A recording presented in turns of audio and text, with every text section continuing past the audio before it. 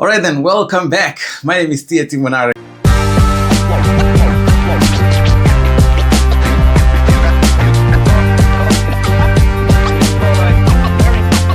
Well, what a dramatic end to the Africa Cup of Nations 2025. Man, it was incredible, wasn't it? I woke up at about 4:15 in the morning, 4:15.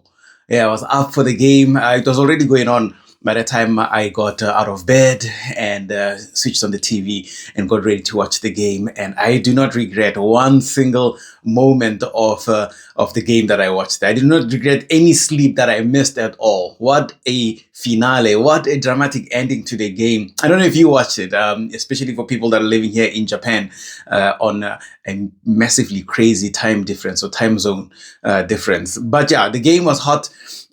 Just quickly going to jump to the end of it.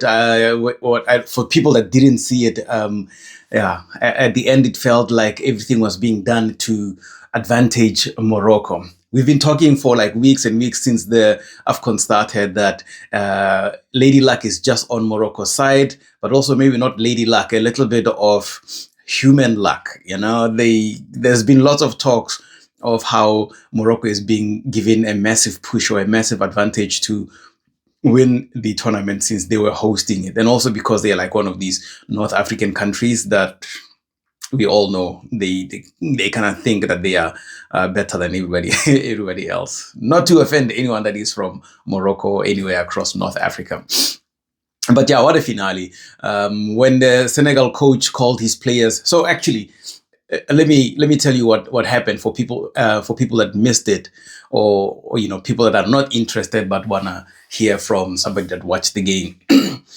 Basically, the game was around 0-0, closer to the end of the game, and then Senegal scored from a corner, which was ruled out. They said the goal is not going to be allowed. It's not going to count because there was a foul on one of the players. I think there was a small push on Ashraf Hakimi. And it does look a little bit valid. It's a very small push. Honestly, for me, I don't think that should have been a foul. That goal should have stood. So when they canceled the goal, when the referee just said, no goal, I just knew, wait, this is way too soft, man. Or not I knew, I just felt it was way too soft. And I thought, come on, guys, you don't give fouls like that. Well, feels like I've got a hair standing right up here. You see, my hair is like antennas that are pointing out to the sun. But anyway, yeah, so the goal was called off. They said, no, does not count. And this was right at the death, at the end of the game. They would have sealed it right about then. And what also made it so painful was because Morocco actually dominated the game. In my point of view, Morocco was on top of things, or they were on top of things, and I thought they could actually win it. They could have easily been, 3, maybe 4-2 up in the game. I say 4-2 up because I feel like Senegal also had their chances that they didn't bury. But anyway, Morocco, they were the ones more in control, maybe. Yeah, but they had a bit of an edge, as they should. I mean, they're host nations, as they should. They should have had the edge, and they should have scored more goals, or they should have at least scored a goal. But it just didn't happen for them. Senegal, they stood their ground. They were very resolute at the back, even in the middle of the park, and they did not allow to be bullied at all. Thus, when they scored the goal towards the end of the game, and the goal was chopped off, they felt very hard done by. I felt like they were hard done by as well. I thought, no, come on, guys. That goal should have stood. There's no reason it was called off. But yeah, the attacker, basically the corner came in, and like a receiving defender, Hakimi at that time, he was like the receiving defender, and I think you would have headed the ball away. But then they were sort of tussling with each other, hands on each other, but it felt more like a 50-50 challenge to me. And when Hakimi went to the ground and the referee just said, no, it's no goal, I just knew, this is way too soft. Fast forward a few minutes later, Morocco, they get a corner, and in this corner, a player was fouled by a Senegalese player in the box. Yeah, corner came in, and then they thought one of the Morocco players was pulled down. Yeah, and then it went to VAR and the video assistant referee, and they said, yeah, it is a penalty. So that felt really, really like a kick in the teeth here, kick in the nuts for sure. So then Senegal concede a penalty and they protest. The players get angry. The coach calls them off the pitch. And it seems like everybody, they were willing to forfeit. They said that, they'd rather forfeit the match, lose by default, and not lose by a dodgy penalty, according to them. But at the same time, that penalty was not that dodgy. It was also a foul, even though it was a little bit of a soft foul as well. But contact in the box, the rules, they say contact in the box, you're interfering, it is a foul. And if it's a foul in the box, it's a penalty. And so their protest was a little bit sort of unwarranted. Like, I feel like, they didn't really have much of a leg to stand on. But yeah, but they felt very hard done by because they had missed out on the previous goal. Yeah, I mean, soccer people, they know. Football people, they know. They watched it and they saw it. But yeah, so that's where the drama was. Senegal were denied a goal, and then 2 or 3 minutes later, Morocco gets a penalty, so they could have won the penalty. They could have won the game by a penalty. Then the players, they down tools, the Senegalese players, they down tools. They said, no, we are not having this. And they started walking off the pitch. The coach called them off as well, said, we are not going to stand for this. This is corruption, or this is cheating. This is wrong. At that point, I was also sitting there thinking, guys, this is cheating. Please, come on. You can't let this game finish like this. But then I was like, you know what? Let's just go. It's the rules. There's nothing you can do about it. Rules are rules. You follow them, and why be bitter? Just take your L and go. But the players were not having it, and they went down the tunnel. And there is in the rules, I also figured out, not figured out, I heard earlier on that if they were out of the pitch, if they were off the pitch for a total of 15 minutes, they would have forfeited that game. So Morocco would have been granted the win. But then they came back with 3 minutes to spare of that 15 minutes. Literally, when I heard that the Senegalese players they didn't rush back to the pitch. They had to be called by Sadio Mane, and we must, give him his flowers. Sadio Mane stood his ground. What a true captain. What a leader. He defied the odds, like defying the odds maybe is a little bit strange. Lack of better phrases. English is difficult. But he really stood his ground, and he really showed the mettle and said, you know what, I am the leader here. And he was not even the captain of Senegal, I want to say. Koulibaly is the captain. But he stood his ground and he said, guys, come on, just calm down. Let's just finish. Let's do what men do. Let's play this game. Let's finish. It doesn't matter if we are being cheated, if we're being robbed, it's fine. At least we'll go out with our heads held high. Edouard Mendy, is that, yeah, what am I saying? Wow, Edouard Mendy, yeah. Mandem came in, and yeah, I was very scared. I don't trust that guy. I thought he's gonna miss the penalty, but anyway, concede. I didn't think he'd save it. That's what I'm trying to say. But anyway, up come the goalkeeper, the players, all of them on the pitch, and they now have resolved in saying, okay, we will finish the game, we will play and just get it going. Brahim Diaz of Morocco steps up to take the penalty. Young guy, but very good, world-class player. I think he got the golden boot because he scored the most goals. I could be wrong with that one, so correct me in the comments if you dare. But anyway, not if you dare, if you like. Yeah. So, but anyway, Brahim Diaz comes in. I was talking to a friend of mine, Yasin, at the time, and he's like, it's a penalty. Monare, don't come here with your manga business here. That one was a penalty. And we were having this back and forth. And 2 seconds later, up steps Brahim Diaz, and I'm thinking he's going to just belt it straight down the middle, hard and low, or, as hard as possible, score a goal no matter what. If the goalkeeper stands in the way, let it go inside with the goalkeeper. No, homie wants to do a panenka. He wants to chip the goalkeeper in a final. Oh, do you know the cojones you need to do those things? Yeah, only Zidane. Well, okay, not only Zidane, but only Zidane's level, Ronaldo, Cristiano Ronaldo, those people, Lionel Messi, those guys, The Tietimonares, those are the people that do those things at the end, not Brahim Diaz of Real Madrid. But anyway, so the guy steps up, puts the ball on the spot, and then he does a panenka, tries to chip the goalkeeper. Edward Mendy just stood his ground, picked up the ball, and said, "Hi, you shall not pass. You are not getting through. This trophy is ours, guys, by hook or crook. You guys want to take it by hook or crook, but no, it is ours." Yeah, so he saved the penalty, and then there were also rumblings that maybe Ibrahim Diaz missed the penalty on purpose, which I do not believe. Footballers are not good people. Trust me, footballers are not gonna be like, fair play. I'm gonna just because this penalty, it was too soft, so I'm not gonna score. No, trust me, they are not like that. Those people, man, they want to win at all costs. They will take the win whichever way it comes. And so there's no way he missed, or there's no way that was some agreed, discussion, and they said, yeah, you know what, fine, I'm just gonna kick it softly. No, the guy wanted to score, because you could even see after he missed there, he wanted to cry, my man. He knew his life is over. He wanted to cry. He couldn't believe it. Yeah, and then the game ended there, 0-0 after extra time. After added time, and then they had to go to extra time. Extra time, anything also can happen there, but during extra time, I saw Senegal. Those guys, they played their hearts out. It was like a new team. They were not tired. They were not scared. The focus was high, and I started putting two and two together. I thought, wait a minute, was that also planned?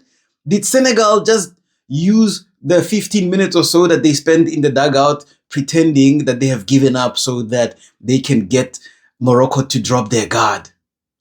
All of these things, I thought, what? That is such a crooked plan. That is so devious, I thought. But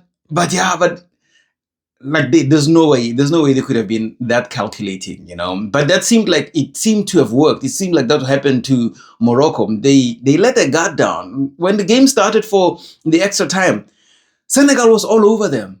Sadio Mane was like a fresh guy. Those guys were pushing as if, my man, Ghana. I saw Ghana playing that guy. He felt like it's a new man, Sarr was also on fire. Papa Gay. All those guys. Diouf was world class, and I'm like, wait a minute, these guys, and this is now in the extra time, during a time where the legs are heavy, the engine is almost failing. It feels like they put dust in your lungs, my man. You can't even run anymore. It feels like you are wearing boots that are weighing 40 kilograms, like an additional 10 pounds, 20 pounds on you. But anyway, somehow they got through it. Those guys, they played like they drank Red Bull or something, more fire, those guys. And so the push was really in, and then they went on. They managed to score a goal early on in the first half of the extra time, and they held on. And shortly after that, they could have made it 2 even. Yeah, I think it was Sarr that hit no, it was not Sarr. It was it Gay? Yeah, Gay hit it really hard, as if. No, it was not. Yeah, it was him. Yeah, and then the goalkeeper spilled it, and then it was just meant to be a tap in. Goalkeeper spills it, but the tap in missed, just on the side of the post. So yeah, crazy. Yeah, that game was it was full of drama. Wow, it was very intense actually. But I'm glad there was no.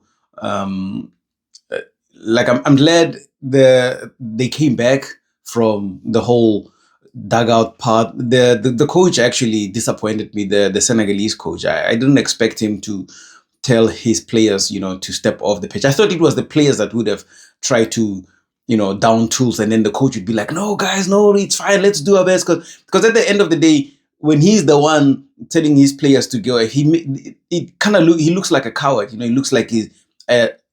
From any adversity, then he would just give up. I think even FIFA will punish them after this whole game. Fine, they won the game at the end of the day, but I think FIFA will probably not sanction them or anything, but there will be a fine. There will be a fine for trying to walk off the pitch. But anyway, some people will say it was a little bit of cowardice from the coach, but it's a protest in a way. But I'm glad they came back, and not only did they just come back from the dugout, but they came back with a lot of energy, my man. I think they went to the dugout there and they were all just taking Red Bull. When they went down the tunnel, yeah, they went there, they took Red Bull, and they like, just give us strength. Resting fathers, you know. Oh, I even forgot to put up my dad's picture here. My resting father. Yeah, this dude, we watched the Afcon together back in 1996, and the only and last Afcon he ever watched alive. I'm sure he's watched many somewhere in heaven. If he went to heaven, you'll never know. But he saved many lives, so I'm sure he went to heaven.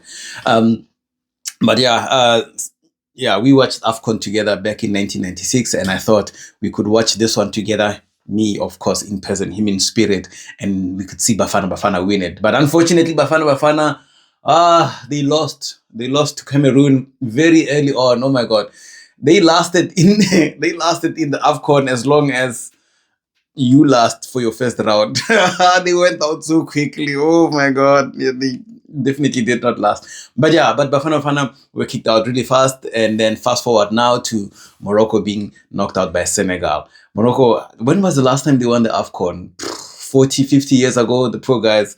Yeah, the wait is going to be long once again for them to get to promised land.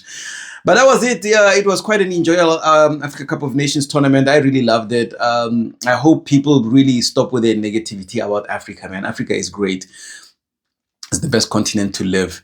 The tournaments are great, although people are always talking about how our facilities are not good, or there's crime, or it's difficult to get through or to get to the games and stuff. Absolute nonsense, because you saw Morocco did a stellar of a job arranging this edition of Afcon. So we gotta give them their flowers, gotta give them a big round of applause. And we showed the world. I mean, we've been showing the world since long ago. 2010, remember that World Cup in South Africa, one of the best. Speaking of World Cups in South Africa, the opening match of the 2026 World Cup in the United States of America, it will be South Africa versus Mexico, right? I think the first game will be played in Mexico. So it's going to be the same game that played in 2010. Guys, I don't know how to speak. The words, they don't come out. I have to go to work just now. I'm going to be on air, and then I will see if I'll be fumbling and stuttering like this. But yeah, 2010.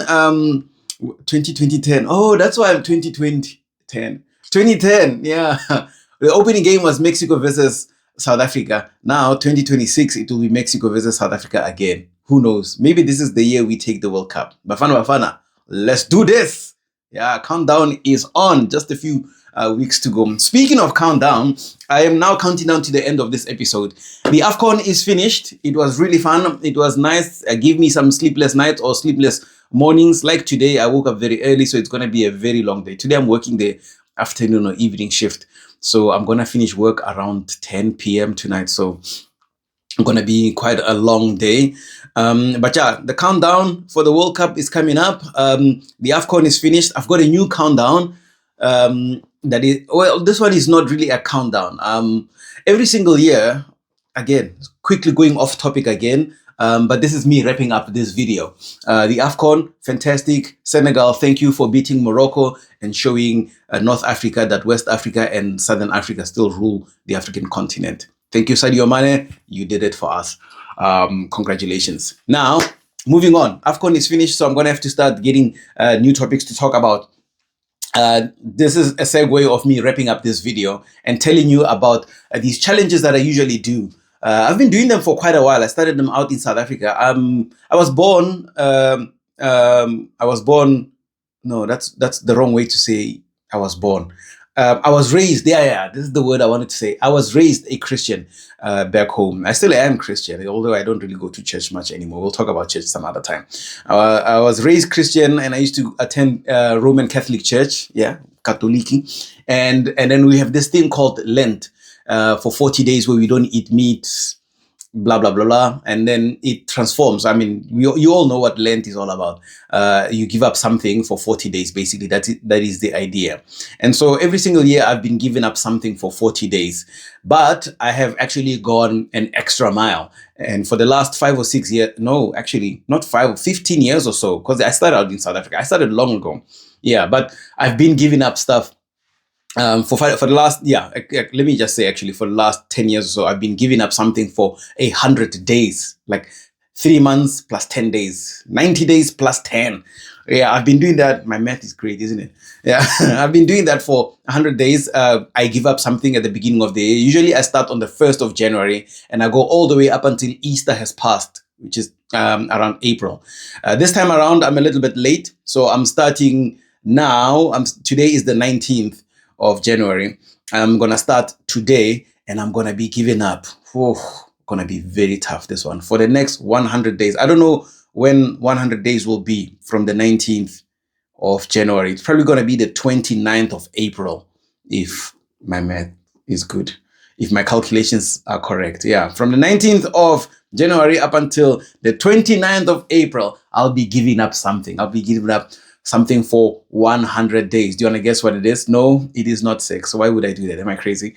It is not alcohol. I've already done that before. I've given up alcohol for 100 days. Actually, twice. I've done alcohol for 100 days twice. Wasn't that difficult. The first time around was tough because the first couple of days, like in the period between day 1 and day 20 or so, I used to forget, and then I'd have like a drink or something and be like, oh no. Yeah.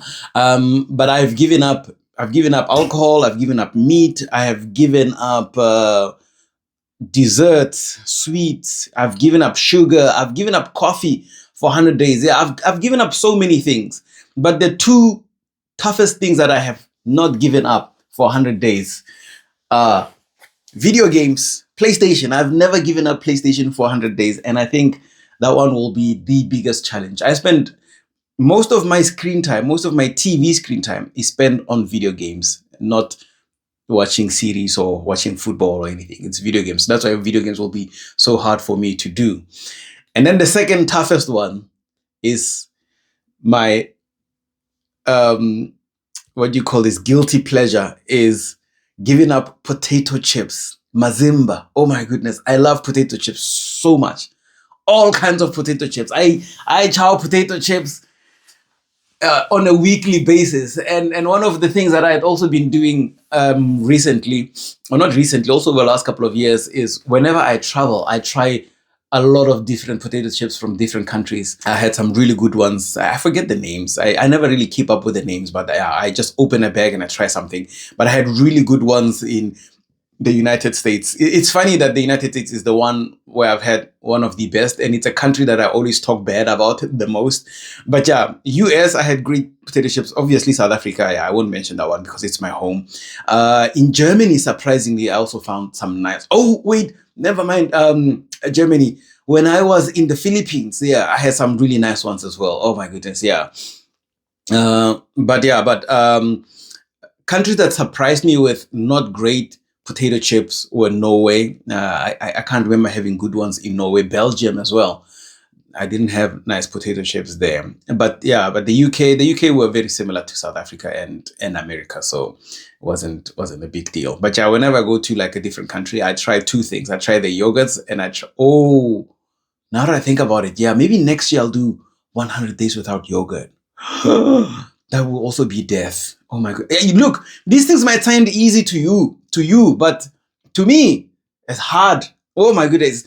I remember when I gave up coffee for 100 days, I thought I was going to lose my mind. In fact, I did lose my mind for a little bit. I went insane. I don't think I've ever recovered ever since then. That's why I'm still insane now. But yeah, that's what I'm doing now. I'll be giving up potato chips for 100 days. I did have some potato chips yesterday to say goodbye to them. I had Doritos. I think we had Cool Ranch. Yeah. So, but it's like the blue packet. But this is the blue packet from America. It's not the same blue packet from South Africa. The blue Doritos from South Africa, the greatest potato chips not even on Earth, in the known universe. I'm telling you, even aliens from outer space, they probably visit us now and then in the middle of the night, and they go into Spa and they steal them, and then they never come, and then nobody noticed. What am I saying? But yeah, up until the 29th of April, that is that is the next time. Actually, not the 29th, the 30th. Oh, the 30th is my aunt's birthday. Yeah, so it would be nice to celebrate. April 30th is my aunt's birthday, so it will be nice to celebrate her birthday on the 30th, and then I will eat ostidi, my favorite aunt in the whole wide world. Yeah, and then I will eat potato chips on that day. 100 days. How about you? Would you try to do a challenge like that? Try to give up something for 100 days. It can be anything. You can give up your car for 100 days. You can give up exercising for 100 days. Whatever is your guilty pleasure, whatever is very difficult for you to let go of. But please don't do things that are gonna, if it's medically, if you, for example, need to eat vegetables and say you're giving up vegetable for 100 days. I do not recommend. I mean, geez, you'll go sick. Yeah. Yeah. You can give up alcohol for 100 days. That's always a good thing. I've given up alcohol for 100 days, 30 days, many things before. It's so easy. Contrary to popular belief, because I'm always drinking the blood of Chris. Yeah. Yeah. What would you do? What challenge would you like to give up? Somebody once told me I should go gluten-free for 100 days. I did do that. That was so easy peasy. But I do remember missing bread. Oh my God. I also love bread so much. Yeah. So giving up gluten was quite a tough one. But after a few days, it gets really easy to go through. Yeah. If you have any other challenges that you think are quite intense and you want to bring them up, don't tell me to give up water for 100 days because that's very silly. Yeah, but give up podcasting, give up watching Netflix, give up, watching series or something like that for 100 days. Those are also good. I've never really done those, but I feel like they would be very easy because if I can play PlayStation and not watch any TV series for 100 days, I can do that with my eyes closed. Yeah. But that would be one of my ultimate challenges, giving up PlayStation for 100 days. I want to say I might have given up PlayStation for 100 days, but not out of my own choice. When I moved to Japan, I didn't have a TV for about a month, 2 months almost. Okay, so it wasn't 100 days. Yeah, for almost when I moved to Japan, 2017, we got here in July, end of July. And then I only bought a TV in October. So July, August, September. Yeah, it must have been, early October was the first TV that I bought. What do I mean the first? That's when I bought the TV. Yeah, so it could have been 100 days or so. But again, that was not voluntarily. It was not of my own doing. So I don't really count that. So I didn't play any video games for about 100 days in 2017 during that time. But I'm going to do it soon as a voluntary action, as something that I'm giving up for 100 days. I'm going to do it one of these years. But this year, it's potato chips. Here we go. It's going to be quite a tough one. Wish me luck. But I think I can do it as long as I don't smell them around, or as long as I don't go to the 7-Eleven or any convenience store and I see potato chips, because then I'll go crazy. But I will see what that will do for my health, because we all know potato chips are not really good for your health. But giving up potato chips, you have 82% chance of giving up that tiny little bit of happiness that is left in your in your body. That's for sure. But yeah, let's see what it does for my health. I'm not trying to lose weight at all. I love my new boobs. Yeah, I love my flabbies now. Not so flabby. I'm looking pretty good. And I started gym as well once again. But I'm only going to do gym for 1 month. And then I'm going to do gym at home with, workouts at home, doing calisthenics. Right on. That was it. That's it for this show. I hope you had a good day. Have a good week. And this January flew by fast. I don't know if it was because of Afcon or because I don't know, I'm getting older and time just goes faster now. But yeah, this January went by pretty quick. There's like 2 weeks left and then it's over, and then we're into February. Colder days are actually coming, I must say, for us. It was nice hanging out with you. Don't forget to like and subscribe, do all the cool things. I mean, even if you don't want to, just do it for fun, and then share this video with your other friends. Yeah, and then in the next topic, we'll see what we get up to. Not tired. I'm done making promises to you because clearly I don't really keep up to them. But it was nice hanging out. I have to get ready. I'm going to work now for my afternoon shift. I can't wait to be at NHK, be in studio. Man, I love work. I love being in the office, having coffee, and getting ready for TV work. I'll see you again sometime soon. This is actually the fastest I've recorded the video after the match has played. Usually the match plays early in the morning, I go to sleep, and then I record 3 or 4 days later. Today I'm recording the same day the game finished for us here in Japan. The game played Monday morning. That's it. I will see you again sometime soon. Oh, before I also forget, Manchester United won. Oh yeah, that was quite a nice one. In your faces, Manchester City. Yeah. Pep out, ne? Yeah, it's time to fire that guy. Oh, Baldy. All right, guys. Thank you for hanging out. See you again next time.